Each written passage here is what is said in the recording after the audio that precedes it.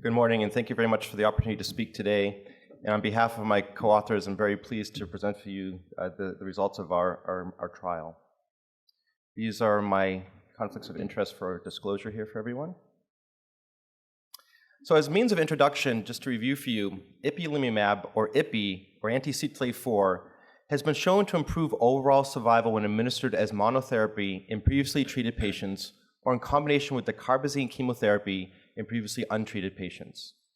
The best overall response was 11% with IPI monotherapy versus 2% with peptide vaccine in the previously treated patient population.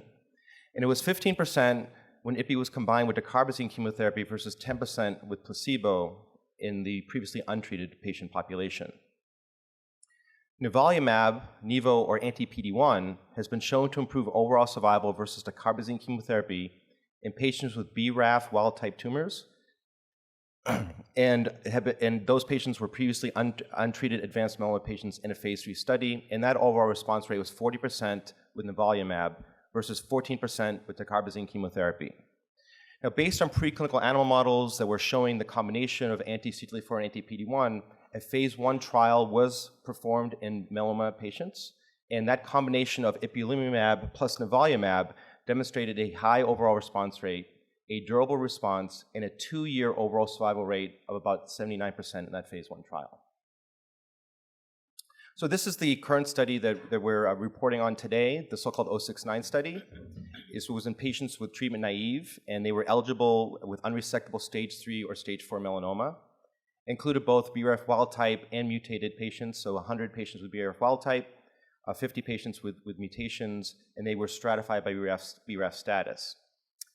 Patients were randomized in a 2-to-1 fashion to arm A, which included nivolumab at 1 milligram per kilogram, plus ipilimumab at 3 milligrams per kilogram. That was given every 3 weeks for 4 cycles, followed by nivolumab alone at 3 milligrams per kilogram every 2 weeks. It's up on the top here. And then arm B, the other randomization, patients received ipilimumab at 3 mg per kg plus placebo every 3 weeks times 4, and then placebo every 2 weeks continuously. And patients were able to stay on this treatment until disease progression or unacceptable toxicity.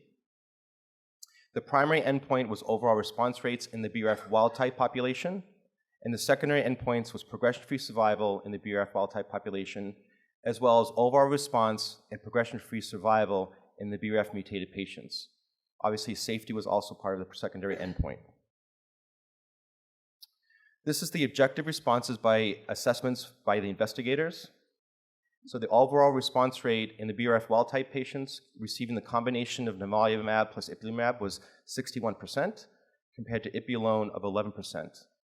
In the BRAF mutated patient population, it was 52% for the combination versus 10% in the ipilimumab alone arm. For the BRAF wild-type patients, it was highly significant with a p-value less than 0.001, and the statistics were not evaluated yet on the mutated patients. I think of importance also is that the complete response rate across both groups of wild-type or mutated patients who received the combination of nivolumab plus ipilimumab was 22% complete response rate. For the BRAF wild-type patients, the partial response rate was 39% compared to 11% for IPI alone. And for the mutated patients, it was 30% partial response rate with 10% for IPI alone. The data for the stable disease and progressive disease is also summarized here for your review. In looking at the progression-free survival among the BRAF wild-type patients, the median progression-free survival for the combination of nivolumab plus ipilimumab has not been reached. For ipilimumab monotherapy, it was 4.4 months. Looking at the Kaplan-Meier analysis of nivolumab plus ipilimumab versus IPI alone, it had a significant hazard ratio of 0.4, and this was highly statistically significant with a p-value less than 0.001. The progression-free survival among BRAF mutated patients was 8.5 months for the combination of nivolumab plus ipilimumab, and 2.7 months for IPI monotherapy. And this was very similar to that observed among patients for the wild-type patients. When looking at the summary of safety, the treatment-related adverse events for the combination included 91% of patients having some form of adverse event, 54% of them being high-grade, grade 3 to 4 adverse events. compared to ipi alone, whereas 93% had some form of adverse event and 24% were high grade. When looking at the treatment-related adverse events that led to discontinuation, 47% of patients in the combination arm had adverse events that led to discontinuation, as opposed to 17% in the ipi alone arm. Treatment-related deaths, there were 3 in the combination arm, none in ipi alone arm. 68% of patients, or 30 out of 44, who discontinued nivolumab plus ipilimumab regimen due to drug-related toxicity continued to experience complete or partial responses. To further summarize some of the details regarding the treatment-related deaths, in the first patient had a history of cardiac issues and death was due to ventricular arrhythmia 29 days after last treatment. In the second patient, sudden death occurred 69 days after last treatment, while the patient was clinically improving from pneumonitis and an iatrogenic pneumothorax. In the third patient, the patient experienced sudden death 3 days after resolution of grade 3 pneumonia and grade 4 hypercalcemia, 86 days after their last treatment. So to conclude for you this morning, compared with ipilimumab alone, the nivolumab plus ipilimumab combination significantly improved overall response rates and progression-free survival. The best overall response, including complete responses, was 22% with the combination of nivolumab plus ipilimumab, while no complete responses were seen with ipilimumab alone. There was consistency of improvement in response rates and progression-free survival in both wild-type BRAF patients and mutated BRAF populations. And the combination of nivolumab plus ipilimumab safety profile was as expected, was seen in the phase 1 with no real new safety signals. The treatment-related adverse events were reported more frequently with the combination than with ipi alone. And the combination of nivolumab plus ipilimumab provides a favorable risk-benefit that should be considered for patients with treatment-naive advanced melanoma. I'd like to thank you for your attention. Thank you very much. Do I have, can this be turned on? Is it on? Okay, fine. So I'd like to start off, first of all, by just putting this in a little context. When I was finishing my training and starting as a junior faculty member, 3 million years ago, one of my mentors, when we were talking about melanoma, said, "Wow, melanoma, that's one of the diseases that gives cancer a bad name." And here we are, he was right. But here we are now, not that long after that, talking about treatments that are yielding durable responses. And this is really revolutionary, not only for the treatment of patients with this disease, but the implications for people who have other diseases, as we'll hear about shortly, is really very profound. But I do have one question I'd like to start off with for Dr. Hodi. So Steve, here we are in an era where we now can say pretty conclusively that the combination therapy appears to have a substantially higher activity profile in this disease than ipilimumab monotherapy, but at the cost of some additional toxicities beyond that which are seen with ipilimumab alone. And we know that PD-1 or PD-L1 targeted therapies are reasonably well tolerated when used as monotherapies. Do you foresee a time when either a clinical trial or clinical practice will evolve such that patients start with the PD-1 targeted therapies and then have the ipilimumab added if there is no obvious response or benefit in order to minimize those risks of toxicities? So it's a great question. So there is a phase 3 trial that's been completed that's compared nivolumab plus ipilimumab to nivolumab alone to ipilimumab alone. It's been completed and we're waiting for the data maturity and analysis. So I think that will help shed light onto that question.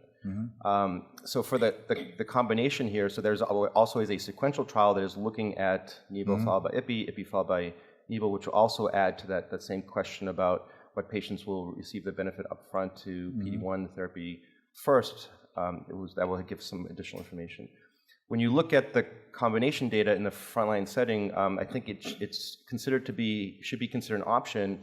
The toxicity is obviously there. It was manageable. The response rate seems to be higher, not related to any biomarker that's still in flux in terms of being worked on, PD-1 expression, but also having, which I think is a significant 22% complete response rate, which is, I think, striking. And so it becomes, in the future, as we collect more data, though, a discussion with patients regarding as the data matures, risk-benefits associations and decision-making in that. So whether to get an anti-PD-1 up front, whether to get combination up front, we'll have more data soon, but that becomes a discussion with all that in light, particularly the clinical activity and the complete response rate. Thank you. So this presentation is open for any questions. Okay, and if we could start, we'll ask to wait for the microphone and ask your question. Please identify who you are and your outlet. The other thing, if you are on the phone and want to ask a question, please hit *1, and that will put you in the queue to ask a question, because we have a press teleconference going on as well. Charlie, go ahead. Charles Bankhead, MedPage Today. What types of adverse events leading to discontinuation were most commonly observed, and also what were the most common grade 3-4 adverse events? So that they included diarrhea, colitis, liver function test abnormalities, pancreatic enzymes being the biggest things. And those were managed by the standard kind of algorithms have been built out into this now. And as I mentioned, that most patients still continue to have responses, and the vast majority of those with treatment such as steroids were able to be resolved. Is that helpful answering? Thank you. Lynn Peterson with Trends in Medicine. So in the control, it was roughly 11% overall response. And yesterday in the Pembro, it was like 26%. So which one is more traditional to what we would expect with IPI? So they're randomized trials. There may be some slight differences in terms of the patient characteristics. Historically, in the phase 2, phase 3 studies, we looked at somewhere between 8 and 15% or 60% response rates. I think in a randomized study, this is a randomized blinded study, so all patients were with the same kind of randomized characteristics were going in. I think that the combination, just the magnitude of the number differences and the significant p-values gives us the strong indication here that the combination is clearly having more activity nonetheless. And secondly, in terms of the toxicity, it seems the efficacy is synergistic, but it also looks like the toxicity is not just additive. So any ideas why, any mechanistic reasons why the toxicity gets worse than either one alone? So when you take 2 breaks off the immune system, 2 probably key breaks in terms of its relationship to the tumor immunology, but as well as its body's recognition of normal tissues, you're likely to get those kinds of reactions. And many are these are all the high-grade reactions that I described are there. The laboratory abnormalities were something that maybe patients didn't experience any side effects to, but were high-grade that the treatments had to be either delayed or stopped. Okay. But it kind of shows when you take 2 breaks off at the same time to the immune system can be very powerful both against the tumor and in terms of what one needs to be cautious and follow clinically. Okay, we have a question over here. Jocelyn Kaiser with Science Magazine. I wondered, why did you look at BRAF status? Why did you think it would affect the response to these drugs? Yeah, so first, 50% of patients with melanoma also have BRAF mutations, so we didn't know whether that genomic aspects influenced the tumor's interaction with the host immune system in some way. And also it becomes, I think, important in decision-making where we have now the great fortitude now and having many drugs available for patients with metastatic melanoma, and certainly knowing in terms of that patient population what that is to help guide target therapies, combinations in the future and such is important information for patients and for the development of the clinical science. Question right here, Ron. Ron Winslow, Wall Street Journal. Since 2/3 of the patients who stopped treatment continued to have a response, how long do patients need to be on this therapy to have a benefit? It's a great question. So, how much of the combination do you need? How much of the Nivo maintenance do you need? And I think that will be some great questions for the future for us to try to answer. Certainly, having some of the both anti-PD-1 and anti-CD4 at the same time kickstarts something in the immune system that is synergistic. whether you need to have all 4 doses, whether you need to have the nivo maintenance, and with patients who have stopped treatment and still are having durable, durable significant responses, that becomes another question: is being able to decide that even off a treatment that the clinical benefits can last for quite some time. It's a great question. Don't have any immediate answers, but I think it's something that the medical community will need to try to address in the near future. Suzanne Rose from Cancer Discovery. How do you decide whether to put patients on this combination versus the combination that we heard about yesterday of pembrolizumab and ipi? So yesterday was a comparison from one drug to another, right? So right now, in the practical world, it becomes what's available and what's label use of the drugs. So anti-PD-1 is not currently a first line. It's available after ipilimumab. The combination of nivolumab and ipilimumab is still not approved as that combination. So, but in the days of the future, if we had a crystal ball and guesses, I think that these agents with the activity will come about. So I think it's similar to the previous question of how do you decide for patients what to do. So I do think we need more data, and we need longer follow-up. We need a survival analysis that's longer term for this data set, and we need the phase 3 study with survival analysis done for that, and with more safety data.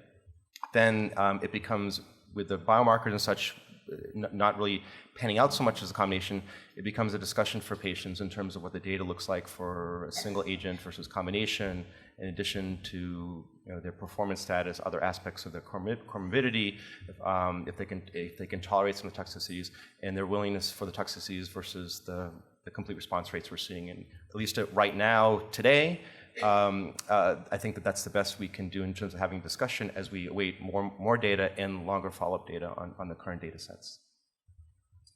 Okay, Sally, go ahead. We have time for 2 more questions. I'm Sally Church from Biotech Strategy Blog. And Dr. Hodi, I have 2 questions for you. The first one is there any reason why you wouldn't have done a 3-arm study and include nivolumab as a monotherapy to actually compare with the other 2? And then the second question related to that is what would you advise the typical community oncologist who's seeing melanoma patients on a day-to-day basis? They see all this data at conferences. What would you advise them to do with a new patient that walks in their practice today? Yeah. So this was a phase 2 study. As I mentioned, the phase 3 study will include 3 arms. It will be the combination of nivolumab plus ipilimumab versus nivolumab versus ipi. So it's a phase 3 study, so that will help shed some of the direct comparisons. I mean, no one wants to go back and look at the retrospective data sets, but we have a lot of data on nivo alone now. We have ipi, and we have the ipi comparison to the combination. So with just a bit more time, I think we'll have, again, that longer follow-up and more data for us to shed further light on it. What do you tell a community doc? So the world has changed a lot in the past few years, past few hours, and it has. And so how do you manage these? I think that these agents are now and will continue to be mainstream. When you have approval in lung cancer and such, with such a common cancer, the community docs, you can have a melanoma patient, well, I'll send them into the tertiary care center. Maybe don't see that many of those patients or some of that. But now, when it becomes broadened and it becomes a modality that's applicable to all of cancer, it's mainstream, and everyone's going to have to know how to manage, checkpoint blockade-induced colitis as we did fever neutropenia. And it will be mainstream. I think that it does become a communication and education, and part of the academic mission is to educate and to make sure of safety.